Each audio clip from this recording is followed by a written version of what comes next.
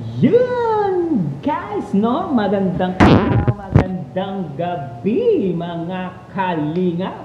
At muli, magbabalik na naman si Papa Shider upang magatid na naman ng kakaibang news sa inyo mga kalinga. Mga Kamikris 21 guys. Grabe guys. For today's video guys, Krista at Mikoy guys, ito pala ang nangyari guys. Ito yung simula ng kanilang love team. Dito pala nagumpisa ang lahat guys. Kay Kalingap Tata guys, ikukwento niya lahat ng kanyang nalalaman tungkol kay Krista guys. Panoorin natin guys, no? At kung bago ka pa lamang sa ating YouTube channel mga Kalingap, please like and subscribe na rin po at pagpipindot na rin po ang notification bell button para updated po kayo sa mga ilalabas natin reaction video mga Kalingap. At huwag pong kalimutan suportahan sina Kuya Bal Santos Matubang, Ate Edna Vlog, Kalingap Rob, Kalingap Team at Kalingap Reactor guys. Huwag na natin patagalin guys. Alright, let's go! Kasama natin si Kalingap Tata. Ayan. Sa mga hindi pa po nakasubscribe kay Kalingap Tata, ay subscribe niyo po ang kanyang YouTube channel. Ayan, Kalingap Tata, at ikaw yung founder ng na Mikris. So, daming nag-aabang sa tambalan ng Mikris. Yes. So, ano ang pagkakaiba natin to compare, wala pong pagkukumpara. Disclaimer na po, wala pong pagkukumpara. Anong pagkakaiba ng Mikris sa ibang mga love team? Yung pagkakaiba sa Mikris at love team, parang sila yung musical tandem. Musical tandem. Yung parang may okay. Yung may kantahan, may kasiyahan, ganun. At siyempre may mga halong drama. May mga comedy pa diyan, may mga halong comedy. Siyempre good vibes ganun. Lahat halo-halo na. So anong katangian na ni Mikoy na nagustuhan kay Krista? Ang katangian ni Mikoy? Oo. Ang katangian ni Mikoy. Yung pagiging kuwela ni Mikoy. Kuwela. At lagi nagpapakyut kay Krista. Si Krista naman, ang mga katangian na bakit nagustuhan si Mikoy? Kung bakit nagustuhan ni Mikoy si Krista, ganun? Si Krista. Kung bakit nagustuhan ni Mikoy si Krista, ganun? Oo. Ang katangian kasi kay Krista. Si Krista ay maganda. Okay. Saka siya, madaling pakisamahan. Madaling pakisamahan. Saka talented. Talented. Yun ang wala sa iba na mayroong nag-Krista. Yung siya, magaling siyang kumanta. Magaling kumanta. Total package na kaya, no? Total package. Krista.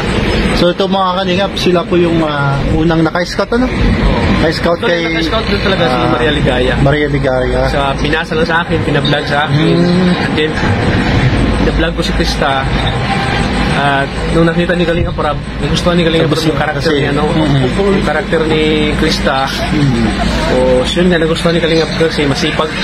Yun, isa sa nagustuhan ni Kalingap Rob kay Krista. At isa rin na nagustuhan ni Mikoy kay Krista, yung pagiging masipag. Oo, masipag. At mapagmahal sa pamilya. Yun talaga, sa kasi, mga magulang Oo, mapagmahal sa magulang. Mas talagang nagsisakripisyo sa paghahanap buhay para lang sa kanyang mga magulang. Okay.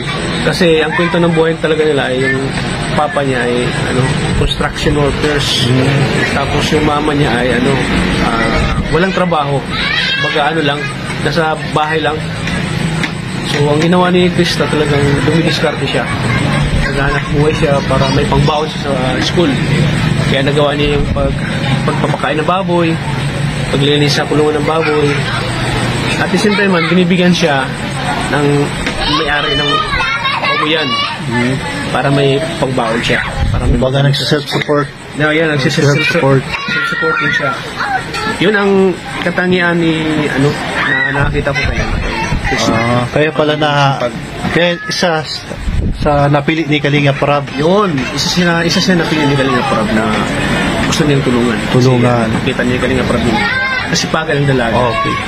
Okay, maraming mga nagko-comment, mga nagsasabi na ito daw tambalan nila ay tawag dito, very natural ang kanilang sa camera. Oo, parang lang sila, nag-uusap lang. Parang nag-uusap lang Oo, parang walang script na binabasa. tuntuan lang sila, parang walang camera, yung gano'n. Walang mga, natural lang, ano. Nagtatawanan, gano'n, nagkukulitan, yung gano'n. Parang nakikita ng iba, walang ilangan baga sila. Yun, walang ilangan. Walang ilangan. Kahit na bago lang sila Nagkakilala. pero parang ang tagal na nilang nagkakilala. Yung gano'n. Yung parang, tiwala sila sa isa. Saka, alam na nila yung ugali sila sa isa. Oo. Ganun. Si Krista, may talent pa sa pagkanta, no? Oo. Alam mo, si Krista talagang sumasali yan sa amateur. Kaya pala. Parang nakahasa na yung boses niya, no? Yung boses. Saka talagang, siya, yung talagang, hindi na siya nahihiya. Yung parang sanay na siya magkakaroon sa mga tao. Okay. Kasi, yun nga, sumasali siya sa amateur singing contest. Kumbaga may exposure na siya, kaya medyo sanay na siya sa mga tao, makipag-usap. Sanay siya. Yung parang, hindi na siya kinakabahan kasi nasanay na siya sa mga contest na sinasalihan niya. Yung parang normal na lang sa kanya yung mga ginagawa niya. Ganun. Normal lang sa kanya, no? Kaya believe na believe ko kay Krista.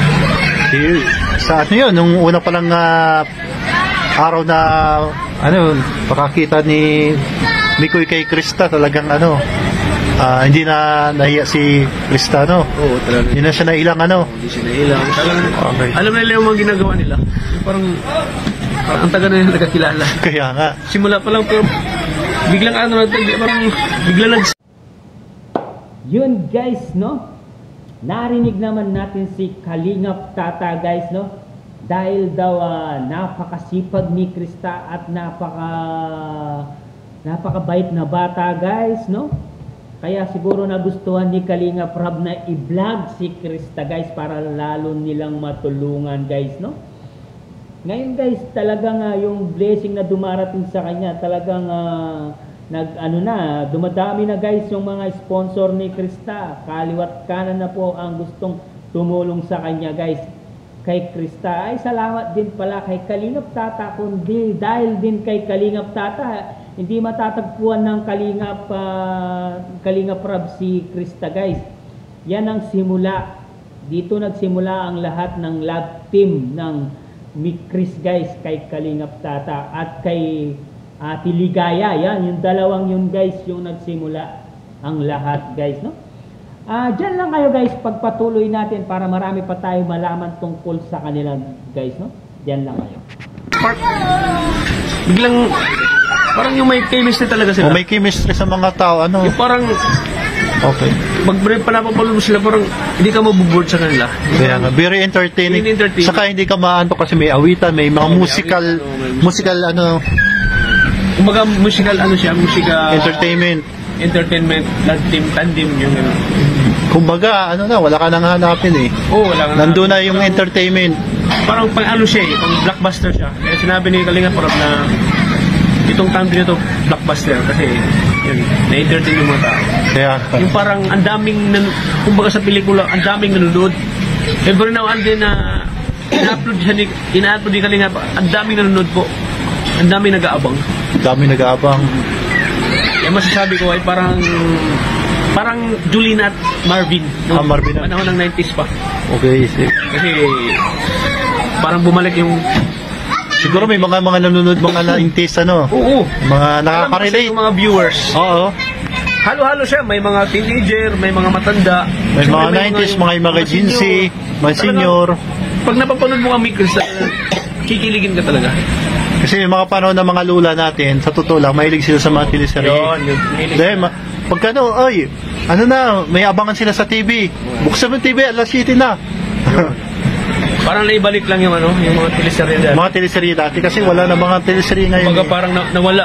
Nawala na lang bigla sa puro in-action na lang sa mga teleserye. Parang nawala bigla sa ere. Puro action na lang puro action na lang, yung mga puro mga horror ganun. Ang teleserye kasi parang nawala bigla sa ere. Biglang nawala. Simula na nauso yung mga social media. Simula na nauso yung social media. Biglang nawala ang teleserye talagang.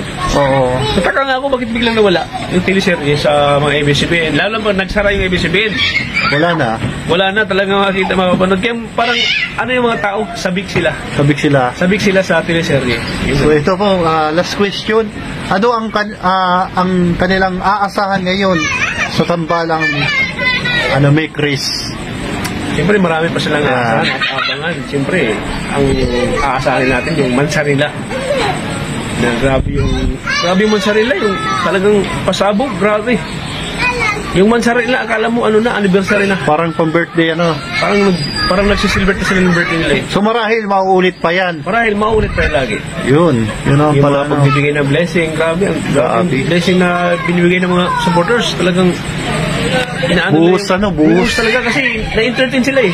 Kaya, Kinikilig sila. Kaya kakaiba talaga ang Mikris.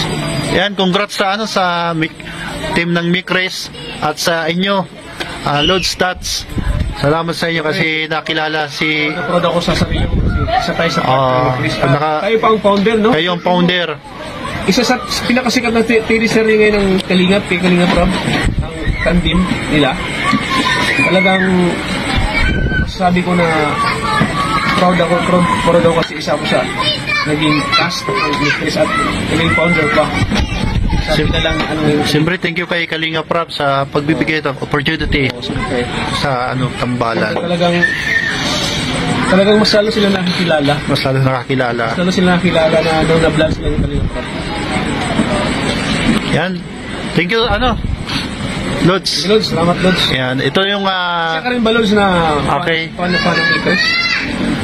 yan. Supportahan po natin Kalinga Tata. Ayan, abangan. O, di ba guys? Solid talaga guys. Talagang may love talaga si Mikoy kay Krista guys, no? Dahil nasa kanya na tayong inahanap ng isang lalaki guys, no? Kung sakali magkakatuluyan sila guys, why not, no? Kasi mahaba-haba pa naman ang panahon guys. Bata pa naman si Mikoy guys, no? Kaya may posibilidad na magkakatuluyan sila guys in future, kung sakali man guys. Saka napakabait daw ni Krista, masipag, tapos saglit lang daw kausap, tsaka napakaganda daw kabanding, hindi daw nakakainip kabanding si Krista. Kaya yung karakter niya nagustuhan ni Kalinga Prab guys, no?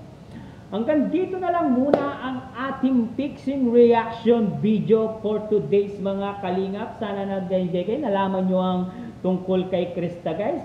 At kung bago ka pa lamang guys sa ating YouTube channel guys, please like and subscribe na rin po. Pagpindot ang notification bell button para updated kayo sa mga ilalabas natin reaction video mga kalingap. At huwag pong kalimutan suportahan sina Kuya Bal Santos Matubang, Ate Edna Vlogs, Kalingap Rab, Kalingap Team, at bumubuo ng Kalingap Reactor. Siyempre ang ating mumunting YouTube channel guys. Hanggang dito na lang.